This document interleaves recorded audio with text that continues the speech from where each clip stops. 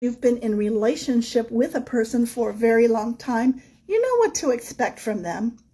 You know how they're going to respond and how they're going to react in certain situations. And why are you surprised when they do it again? Because the definition of insanity is keep doing the same things and expecting different results. So if you've been in a relationship with someone for a while, and most of the time things go well, but every once in a while a little wackiness happens, and then you get your feelings all hurt, that is a wonderful opportunity for you to look at what's going on between you and them. Why are you surprised when they act that way? And why do you let it drag you down? You want them to be different. And that is the very definition of a special relationship. When we get involved with somebody, knowing how they are, but want them to be different. Good luck with that. It's never going to happen.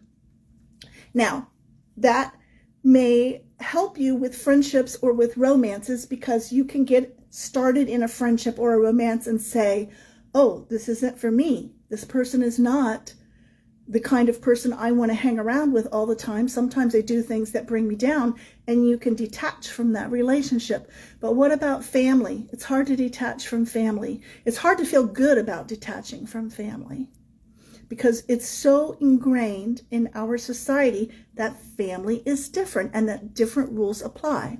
So the first thing I want to tell you is look at your expectations. If you have an expectation that a family member should behave a certain way because they are related to you, you're setting yourself up for disappointment.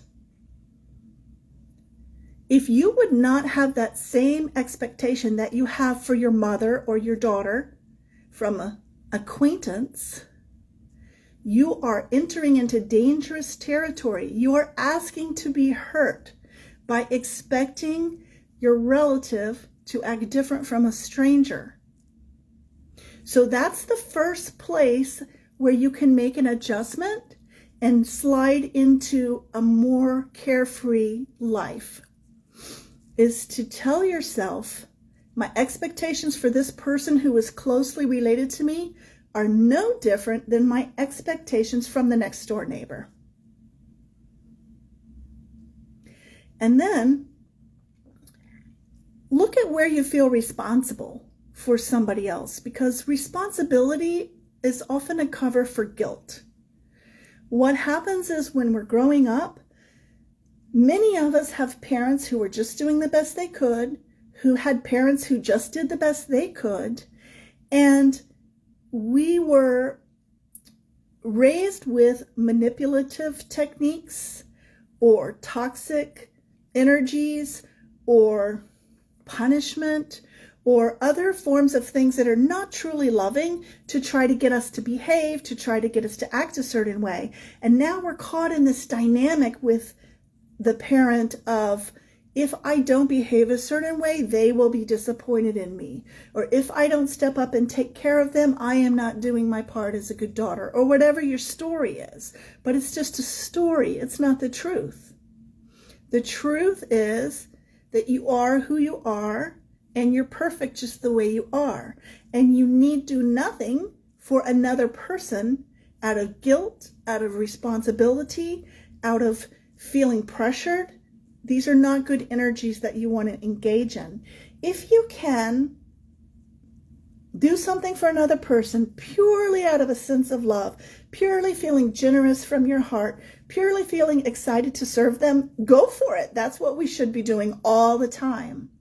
But the minute that it turns into, oh, they're a family member, I should be there for them, you need to question that. Would you have that story about the next door neighbor? Some people have that story about the next door neighbor. Would you have that story about the homeless guy on the street? The story, here's my point. The story should be consistent and the same for every person with whom you interact. There should be no levels of, I love this person more, or I love this person less, or I owe this person more, or I owe that person less. We want to express our love and exude our love from a feeling of loving ourselves and being ourselves. And that will automatically, without any effort on your part, uplift the people around you. And then we can always tune in and listen for messages from the divine. How should I handle this particular person in this particular instance? We can always ask for guidance. That's always available to us. When you feel yourself caught up in panic and emotional stuff, the very best thing you can do is to be still and ask for help. How should I respond? A lot of times the best response is no response. So I had this situation with my sister. My sister and I are only 11 months apart. We're very, very close in age, but we are not close in personality or in... if you met her and you met me, you would think we were raised in two completely different families. We have such different outlooks on life. And there were many times when I would interact with my sister and I would get a response that would feel like she had stuck a knife in my gut and twisted it. Because I had this story that because she's my one and only sister in the world, that we should have this closer relationship and that we should get along, we should see things eye to eye, and we should be able to agree on certain things. But that was not the story of reality. That was a story in my head. The reality was we have very different outlooks on the world. We have very different interests. We have very different lifestyles. And for me to expect anything from her other than for her to live her best life is unreasonable. And as soon as I understood that, our relationship improved exponentially. It used to be that I would tell her something and she would respond in a certain way that was very hurtful to me. But now I can tell her something and she can respond in the same way. And I can look at her response and say, oh, that's my sister being my sister. That's how she always responds. That's what I've come to expect from her. Why would I expect anything different? She's being her, I'm being me. So I have a little tip I want to share with you if you are struggling with a family member or a special relationship. And it is this: use your imagination. Neville Goddard said that God is your own human imagination. It's a superpower that you can exercise in any situation to extricate yourself from feeling negative, from feeling downtrodden, from feeling hurt, and to uplift yourself and shift your energy, which is the most valuable thing that you can do with your time. And here is the tip. When you go into an interaction with that person with whom you have a special relationship, knowing ahead of time that you are going to interact with them, imagine that they are not your sister or your mom or your kid. Imagine that they're an acquaintance.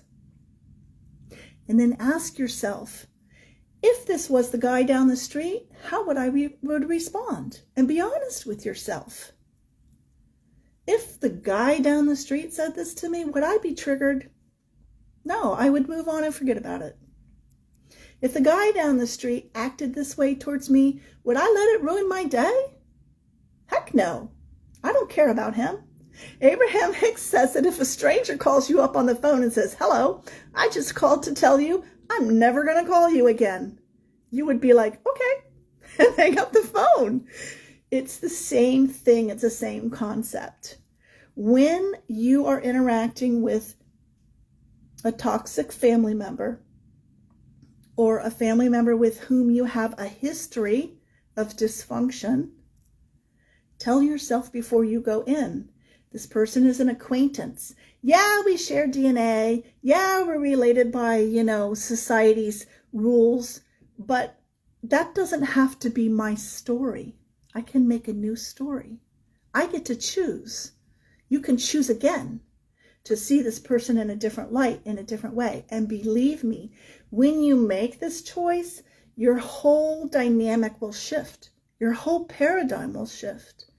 You will no longer be triggered. You will no longer have this knee-jerk reaction to people. You will no longer feel this painful hurt, the stab in the heart thing. It will go away. And that's a good thing. These kinds of emotional reactions do not show your love for another person.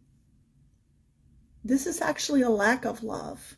When you're interacting with people and they get triggered and you get triggered and there's pain and there's drama, this is a lack of love.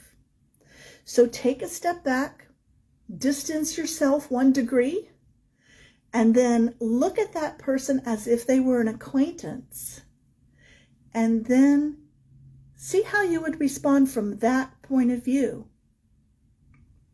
And respond that way. I've done this many times with people in my life, and believe me, it is like magic. You will not believe how things will shift. You will not get caught up in the drama, and because you're not caught up in the drama, they won't respond with drama. And then the whole thing can settle down a little bit, and you can truly be helpful. So recognize that you're not in charge. Stay in your own lane. Don't get up in other people's business unless they ask you. If someone asks you for advice, give it. But if they're not asking you for advice, don't feel the need to step in and solve all their problems for them. This is meddling.